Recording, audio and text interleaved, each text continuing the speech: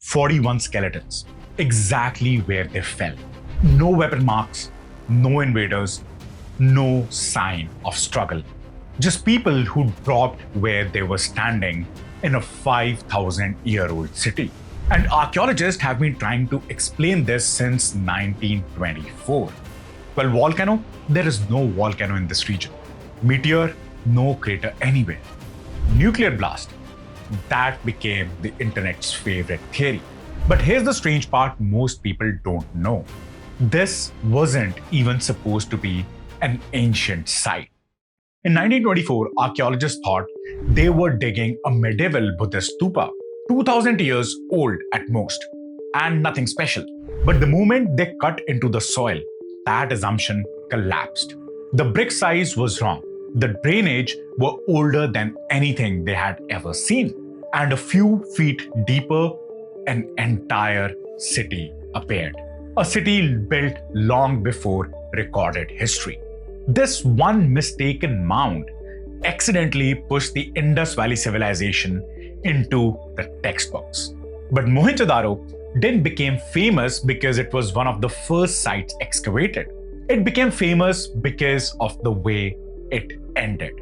And because nobody could explain those 41 bodies, the theories, they wrote themselves. But the real mystery isn't how this city ended.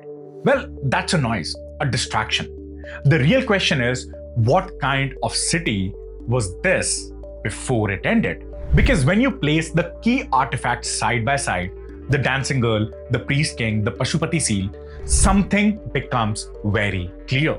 These three objects appear together nowhere else in the entire Indus civilization. Not in Harappa, not in Rakhigadi, not in Dholavira, not anywhere else. This city was doing something that no other settlement was doing. And once archaeologists mapped the rest of the Indus world, Mohenjo Daro began to stand out in a way no one expected. Now let's step inside the city and see what the archaeology actually reveals.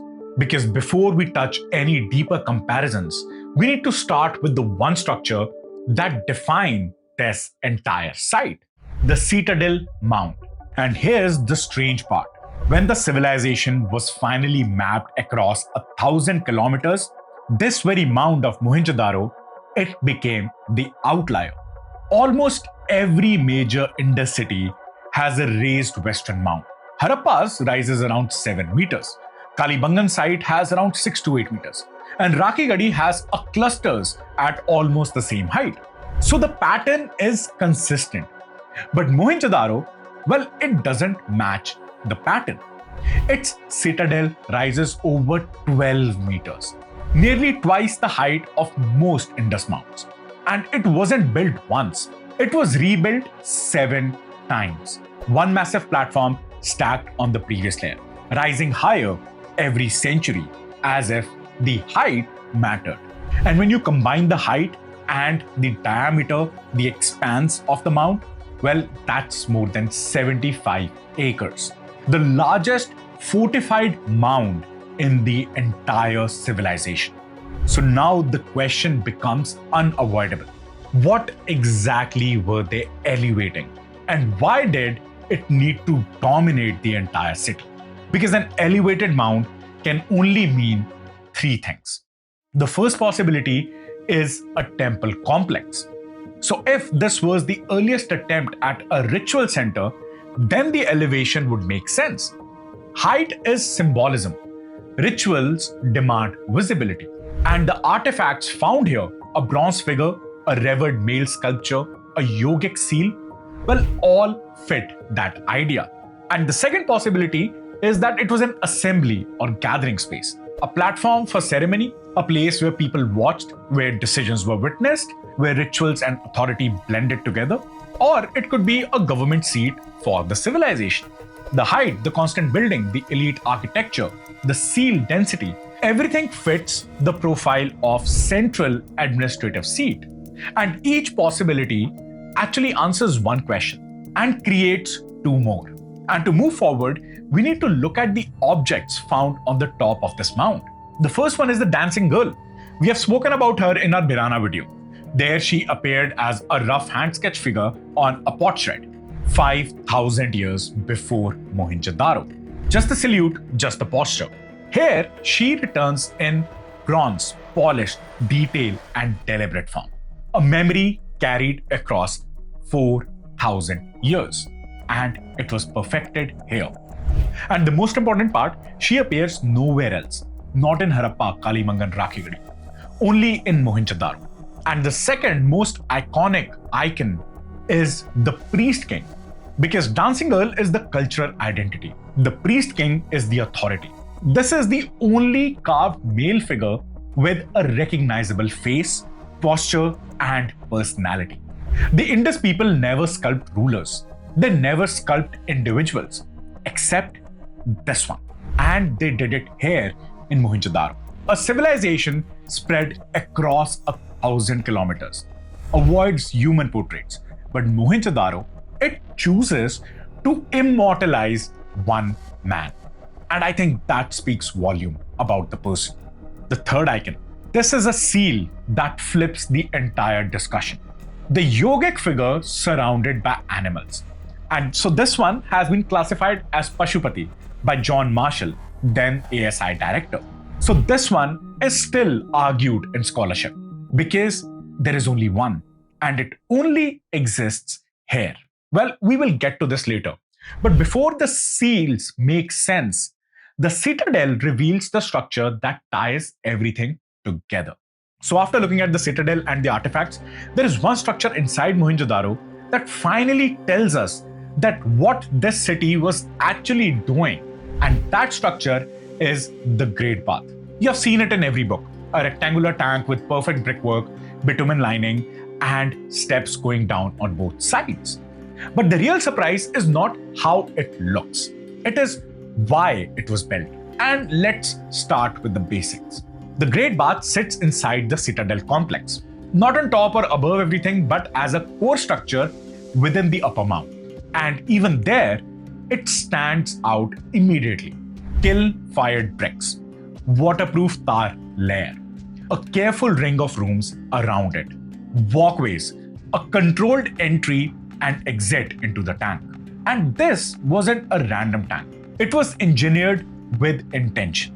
But here is the strange part. It was never connected to city's water system. No inlet channels, no outlet channels, no pipes bringing water from the Indus. Nothing. Which is bizarre because Mohenjo Daro was not a city struggling for water. Well, the Indus River flowed literally few kilometers away.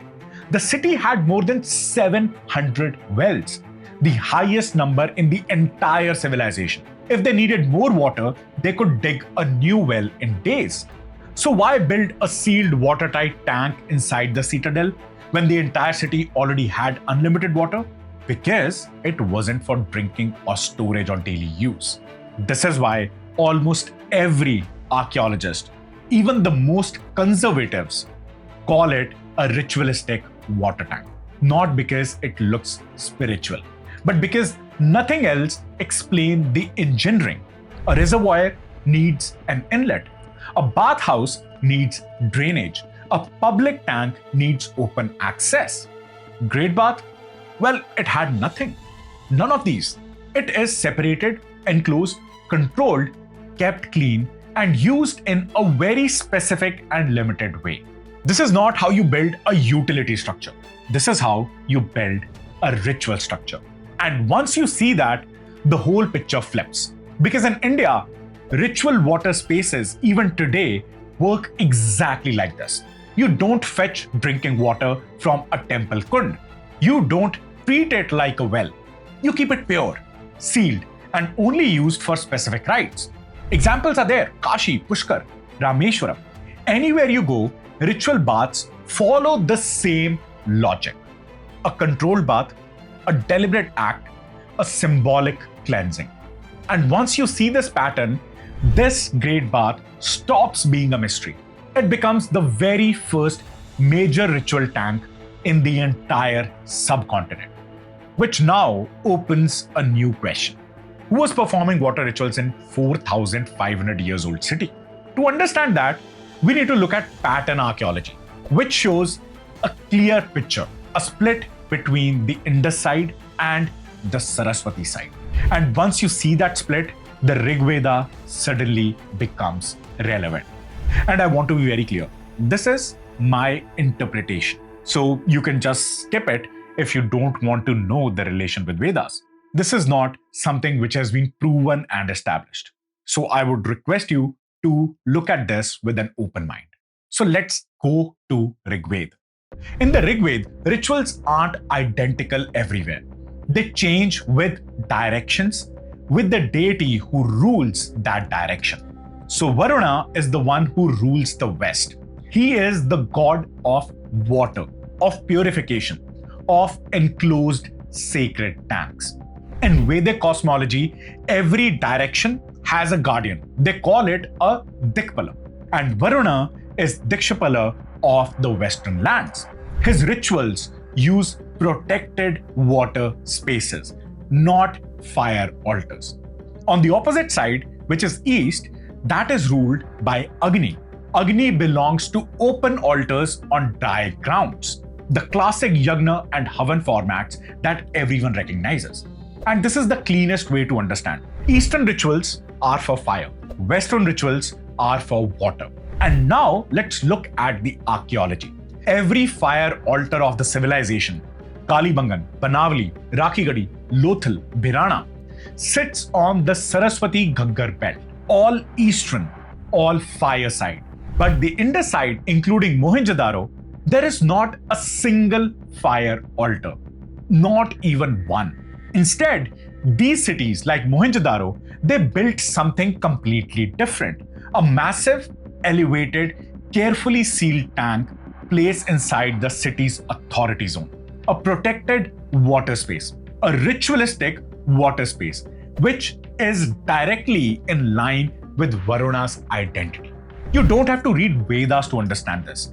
Every Indian ritual still begins the same way. Before the fire, before offering, before prayers, you start with water. Purification first, transformation later. So when you look at Mohenjo Daro's Great Bath through this lens, the structure finally makes sense. This was the Western style purification space, matching the water orientation rituals that Rig Veda associates with Varuna. And that is the only point we are making. Again, we are not claiming that the city was Vedic. We are not claiming that the people followed the Rig Veda. But what we are saying is, when you remove the colonial dates and simply compare patterns, the ritual behaviors that we see on the Indus side, it matches the ritual behavior described in the earliest Vedic world. Mohenjo Daro is the strongest example of that match. And let's put this comparison aside for now, because the next part of the city is far more important than my theory. And now we go to the object that defines Mohenjo Daro, the Pashupati seal. This is one seal in Mohenjo Daro that changes the entire conversation. A horned figure sitting in a fixed composed posture surrounded by animals. And that's the Pashupati seal. And here's the part most people overlook. If you had to compress Rigvedic Rudra into one image, then this is the image that you will draw. Because Rudra in the Rig Veda is not a temple god. He is not a household god. He is the outsider, the one who controls wild animals, the one who lives on the edge of the settlements, the one who watches the world from the margins. And now look at the seal again, a horned animal governing figure, placed not on the edge of a village, but inside the citadel of the biggest Indus city, right next to the Great Bath, in the administrative heart of Mohenjo Daro. And that's the shift. The outsider god is suddenly inside the system. And here's the part that no one talks about. The seal is broken. Bottom right corner is missing. We don't know what sat there. And I won't overclaim that what exactly was this part. But I will show you something simple. In the West, in ancient Celtic culture, we find a horned deity called Cernunnos. Same posture, same animals, same visual grammar. Two different civilizations, thousands of years apart, the Celtic version is intact at the exact spot where Mohenjo Daro seal is broken. The Celtic tablet shows a serpent, And that's the missing cosmic symbol. Now, you may say this is a coincidence. Well, maybe. You may say this is a leap of faith. Could be. Which is why I'm not stating this as a conclusion. All I'm saying is when you place the great Bath, Varuna, the female figure in fertility, the priest king, authority, the Pashupati seal, Rudra, one thing is missing from the set: the serpent. And the moment you see Karunas, the image suddenly completes itself. I'm not forcing this interpretation on you. I'm only showing what the archaeology is really hinting at. But there is one more piece that lacks everything together: the Shiv Lingam. Archaeologists have found stone ling yoga forms at Kalibangan, Harappa, Lothal, and even Mohenjo Daro. These are not later intrusions. They appear in sealed mature Harappan layers. This is the earliest material evidence of Rudra Shiva cult before the Puranas, before classical Hinduism, before temple traditions. This is why Mohenjo Daro matters. It's the only city where Varun, Rudra, a central citadel cult, and early Shivite symbols appear together at one place. And remember, the first two Indus sites ever excavated were Harappa and Mohenjo Daro. Harappa gave us the size of the civilization, and Mohenjo Daro gave us the religion and soul. A citadel, that's administrative. A bath, that is ritualistic. A seal, that is Vedic. A disappearance, all of a sudden. And set of clues that appear nowhere else. So, if you look at Mohenjo Daro without the baggage of entire Indus Valley, no nuclear conspiracy, no colonial dating, no forced timeline, you see a city that is doing everything at once: governing, producing, trading, worshipping, and experimenting with new ritual identity. This is why Mohenjo Daro is not just another Indus city. This is the reverse engineering point of the entire civilization. From here, the archaeology begins matching the Rigveda. From here, Varuna appears in bricks. Rudra enters the city. The fire-water divide becomes visible across the map of settlements. And from here, the dating of Vedas becomes a question archaeology can finally answer. I'm still researching it. It may take me a few more weeks.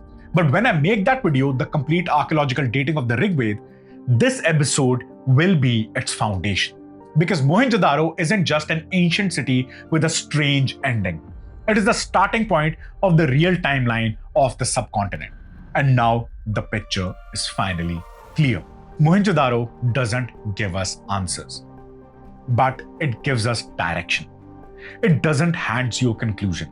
It hands you a thread that pulls the entire history of the subcontinent into focus.